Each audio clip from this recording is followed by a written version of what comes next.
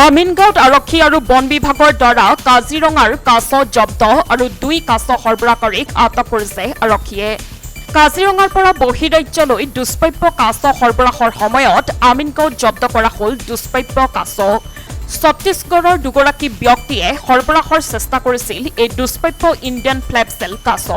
আমিনগাঁৱৰ industrial পাৰ্কত আমিনগাঁও আৰক্ষী আৰু বন বিভাগে দুষ্প্ৰাপ্য কাছটো উদ্ধাৰ কৰাৰ লগতে আটক কৰিবলৈ সক্ষম হয় 2 সৰবৰাহকাৰী। সন্তোষ চৌহান আৰু সনু সাহাক আটক কৰি বন বিভাগে আৰম্ভ কৰিছে তদন্ত।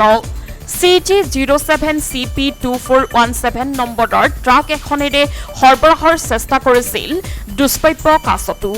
আমিনগাঁও আৰক্ষী চকীৰ ভাৰপ্ৰাপ্ত আৰক্ষী বিষয়া নৱজিৎ ডেকা আৰু বন বিভাগৰ এগৰাকী বিষয়া ইনাল হকৰ নেতৃত্বত চলিছিল এই অভিযান।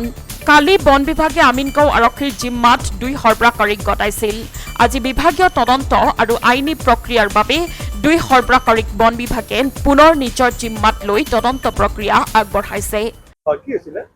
কাজিৰঙাৰ পৰা দুষ্প্ৰাপ্য ইণ্ডিয়ান ফ্লেপচেল টাৰ্টল দুজন ব্যক্তি তেওঁলোক ছত্তীশগড়ৰ বাসিন্দা হয়। তেওঁলোকে কঢ়িয়াই আনি থাকোঁতে আমিনগাঁও ইণ্ডাষ্ট্ৰিয়েল পাৰ্কৰ সন্মুখত আমিনগাঁও আৰক্ষী চকীৰ সহযোগত ইয়াক উদ্ধাৰ কৰা হয় আৰু লগতে মানুহ দুজনকো কাছটো জব্দ কৰা হয়। মানুহ দুজনকো মানে আমি গ্ৰেপ্তাৰ কৰি লওঁ। এতিয়া লিগেল প্ৰচিডিউৰৰ কাৰণে আমি আগবাঢ়িম। নিশ্চয় তেওঁলোকে সৰবৰাহ কৰিব, এইটো বহিৰাজ্যলৈ সৰবৰাহৰ কাৰণে। তেওঁলোক ছত্তীশগড়ৰ ব্যক্তি 2জন।